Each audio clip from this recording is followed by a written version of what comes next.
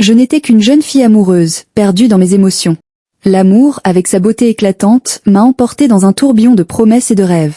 J'aimais mon cousin. Je voulais devenir sa femme, persuadée que l'amour pouvait tout surmonter. Mais dans cette quête passionnée, j'ai découvert une vérité amère. Parfois, nos désirs les plus profonds peuvent nous mener à la souffrance. Un mariage m'a détruite d'une manière que je n'aurais jamais imaginée. J'aurais pu attendre, mais mon impatience m'a poussée à précipiter les choses. Aujourd'hui, je réalise que j'aurais dû comprendre ce qui est réellement important. La dépression était mon refuge. Puis, il est apparu, cet homme qui m'a sauvée. Avant de vous plonger dans mon histoire, permettez-moi de me présenter. Je suis Maïmounatou Diallo, j'ai 20 ans et je vis en Guinée-Bissau avec ma famille. Mon père, Mamadou Ouri Diallo, est mon pilier. Sa sagesse illumine ma vie. Ma mère, Mariamaba, veille sur nous tous avec tendresse. J'ai 2 petites sœurs, 2 petits frères et une grande sœur, Binta, toujours là pour moi. Ma tante Mariama Siré est d'une gentillesse infinie. Avec mon père, je partage mes pensées les plus profondes. Il est mon refuge, ma force. Moi, je suis plutôt timide, réservée, mais j'ai une lumière dans ma vie. Afsa Kamara, ma meilleure amie malienne. Elle me comprend comme personne. Grâce à elle, je me sens moins seule. Pour comprendre mon histoire, il faut plonger dans les choix qui ont façonné la femme que je suis devenue. Certains choix laissent des cicatrices. J'ai appris que ce n'est pas toujours celui qui te plaît qui t'aime vraiment. Alors, à travers cette histoire, je vais vous dévoiler cette vérité, en espérant que vous en tirerez les leçons comme moi. Comme d'habitude, c'est la sonnerie de mon téléphone qui me réveille. J'avais encore oublié de désactiver mes données. Et bien sûr, cet homme que je n'aime pas continue de m'écrire sur Messenger. Il devient lourd. Je vais finir par le bloquer. On toque à ma porte. Elle ne m'a même pas laissé répondre, c'est Afsa. Toujours élégante, bien habillée. Elle entre, souriante. Alors, comment se passe la journée sans cours? Génial, tu n'imagines même pas. L'école c'est naze, carrément. Puis elle remarque mon visage. C'est quoi cette tête? Quelque chose ne va pas? Encore ce gars qui me harcèle avec ses messages. C'est qu'il t'aime. Il s'appelle comment déjà? Zachary? Je sais même plus. Il réagit à toutes mes stories avec des cœurs. Si c'est pas de l'amour, ça, oublions. On rigolait, insouciante, jusqu'à ce que les cris de ma mère brisent le moment. En entendant les cris de ma mère, mon cœur a bondi. Je me suis levée en vitesse, Afsa sur mes talons. On a couru vers le salon. Là, mon monde s'est écroulé. Mon père était étendu au sol, inerte. Ma mère pleurait, le secouait, hurlait son prénom. Elle lui disait d'ouvrir les yeux, de ne pas la laisser. Moi, j'étais figée, paralysée. Mon souffle s'est coupé. J'avais l'impression que le sol se dérobait sous mes pieds. Tout allait trop vite. Des voisins sont arrivés, on a appelé une ambulance. Les minutes paraissaient des heures. Afsa me tenait la main. J'étais incapable de parler. J'entendais les voix autour de moi, mais tout semblait lointain. Et puis, ils l'ont emporté. Mon père, mon pilier. Je l'ai vu partir sur cette civière, et une partie de moi est partie avec lui. Mon cœur s'est brisé, lentement, sans bruit. Je ne savais pas encore que ce jour allait tout changer. Chaque minute me semblait une éternité. L'attente à l'hôpital était insupportable. Je fixais la porte des urgences comme si mon regard pouvait faire revenir mon père. Ma mère priait à voix basse, les larmes coulant sans fin sur ses joues. Afsa ne me lâchait pas. Elle tenait ma main si fort, comme pour m'empêcher de m'effondrer. J'entendais les bips, les allers-retours des infirmiers, mais tout me paraissait flou, irréel. Et puis, le médecin est sorti. Il avait ce regard que je ne voulais pas voir. Il a baissé les yeux, et là, j'ai compris. J'ai hurlé. J'ai pleuré comme jamais. Mon pilier venait de tomber. Mon père était parti. Pour toujours. On dit que la mort fait partie de la vie, mais rien ne te prépare à ce vide. Rien ne te prépare à vivre sans celui qui t'a appris à marcher, à aimer, à rêver. Ce jour-là, une partie de mon cœur s'est éteinte à jamais. Les jours qui ont suivi étaient flous, comme si je vivais sans vraiment exister. La maison était remplie de monde, mais moi, je me sentais terriblement seule. Les condoléances, les prières, les regards compatissants, rien ne me réconfortait. Je ne mangeais plus, je ne dormais presque pas. Ma mère essayait de rester forte, mais je voyais dans ses yeux la douleur qu'elle cachait. Afsa ne me quittait pas. Elle dormait même chez moi certains soirs, veillant sur moi comme une sœur. Mais malgré sa présence, un vide énorme me dévorait. J'avais l'impression de flotter, de tomber sans fin dans un trou noir. Le sourire de mon père me hantait, sa voix me manquait, ses conseils résonnaient dans ma tête. J'aurais voulu lui dire une dernière fois que je l'aimais. J'aurais voulu qu'il reste encore un peu. Mais la vie ne demande pas la permission. Elle arrache, elle frappe, sans prévenir. J'étais devenue silencieuse, distante, absente. Le deuil m'avait changé. Mes sourires étaient rares, forcés. À l'école, je n'écoutais plus en classe. Mon regard était ailleurs, perdu dans des souvenirs douloureux. Même Afsa commençait à s'inquiéter sérieusement. Elle me parlait, me faisait rire parfois, mais rien ne comblait le vide. Un jour, elle m'a regardé droit dans les yeux. « Maï, tu n'es plus toi-même. Tu veux que je t'aide ou tu veux sombrer ?» J'ai baissé les yeux.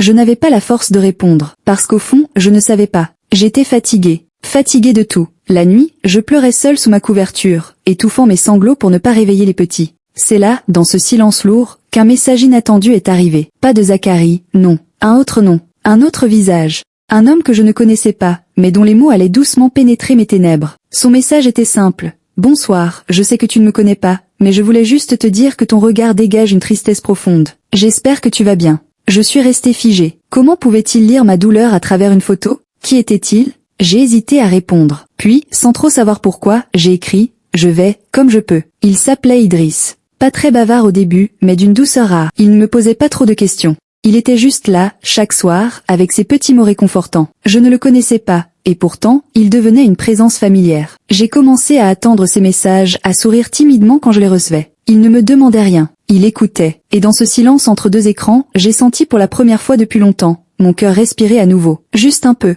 Avec Idriss, je n'avais pas besoin de faire semblant. Il ne me jugeait pas, il ne me pressait pas.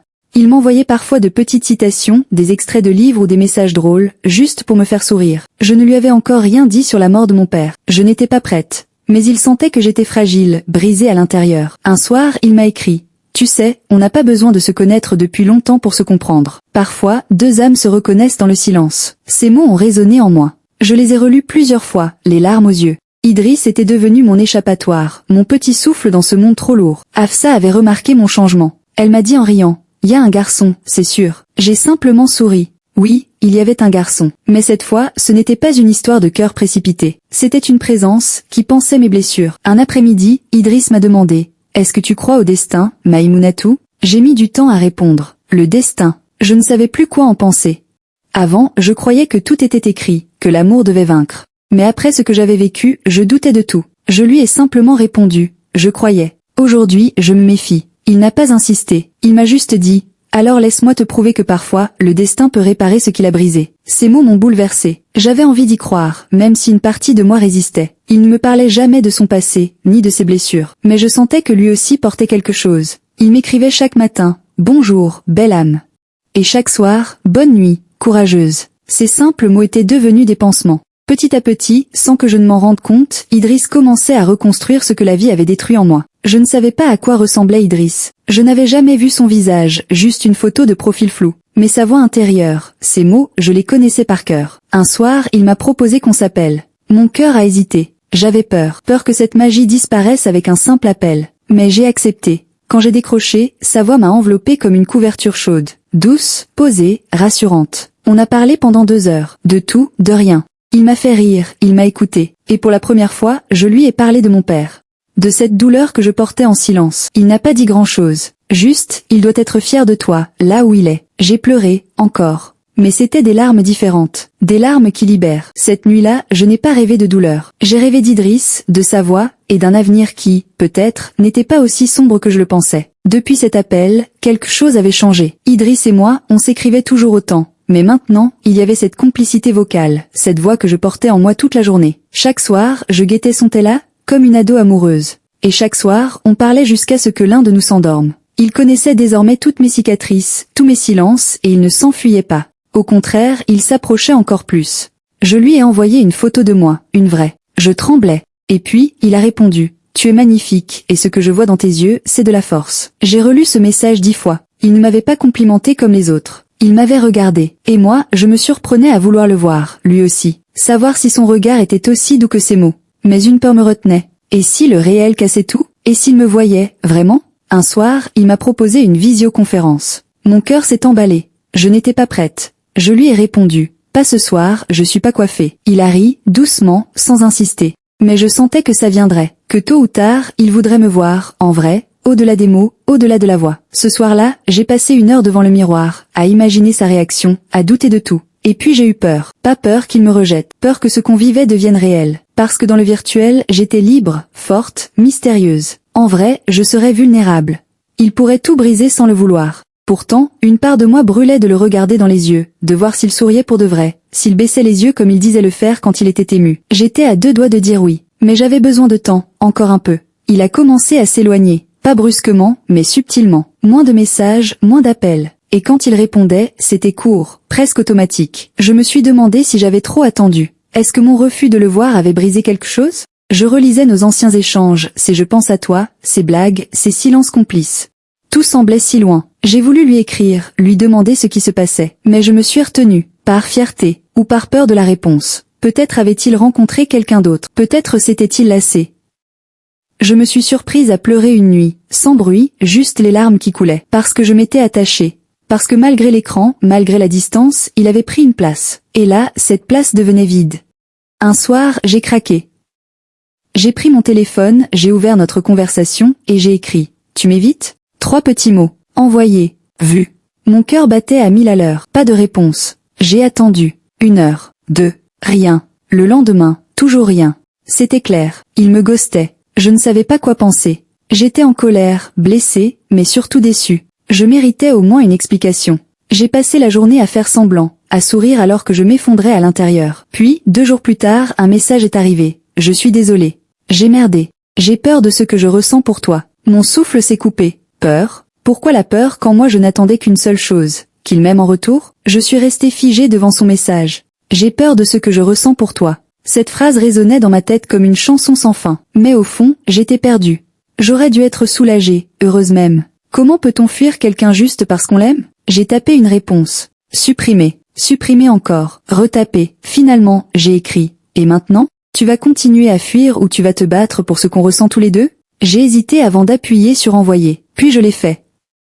Cette fois, il a répondu presque aussitôt. Je veux me battre, mais j'ai besoin de temps. Promets-moi juste que tu ne partiras pas. Mon cœur s'est serré. Je voulais lui dire que j'étais déjà là, depuis le début. Mais est-ce qu'attendre encore était la bonne chose à faire? J'ai relu son message au moins 10 fois. Promets-moi juste que tu ne partiras pas. J'aurais voulu lui crier que j'étais fatiguée d'attendre, que moi aussi j'avais peur. Mais à la place, j'ai simplement répondu, je te promets. C'était court, simple, mais lourd de sens. Les jours qui ont suivi, il était plus présent. Un bonjour chaque matin, une attention dans la journée, des appels le soir. Et moi, comme une idiote, je me raccrochais à ses miettes. Je me surprenais à sourire à mon téléphone, à guetter ses messages comme une adolescente amoureuse. Pourtant, une petite voix en moi murmurait que quelque chose clochait. Était-ce vraiment de l'amour, ou juste un besoin de ne pas me sentir seule?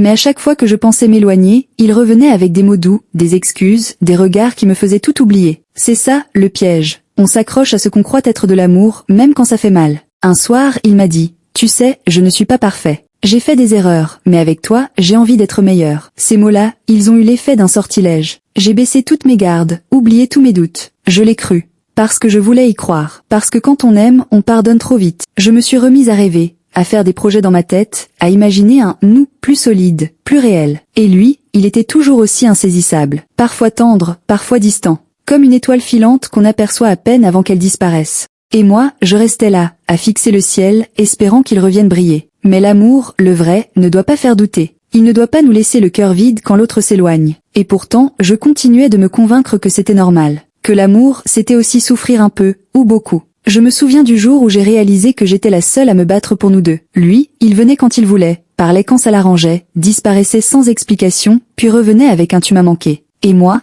j'étais toujours là. Toujours disponible, toujours prête à l'accueillir, comme une maison qui garde ses lumières allumées, même quand personne ne rentre. Un jour, en me regardant dans le miroir, j'ai vu mes yeux vides, mes sourires forcés, et j'ai compris que je n'existais plus vraiment, que je m'étais effacée petit à petit, pour qu'il ait toute la place. J'avais oublié mes envies, mes limites, mes rêves, tout ça pour un amour bancal, un amour à sens unique, et pourtant, je restais, parce que j'espérais qu'il m'aime comme moi je l'aimais. Mais l'espoir, c'est parfois une chaîne dorée, belle, mais qui nous enferme.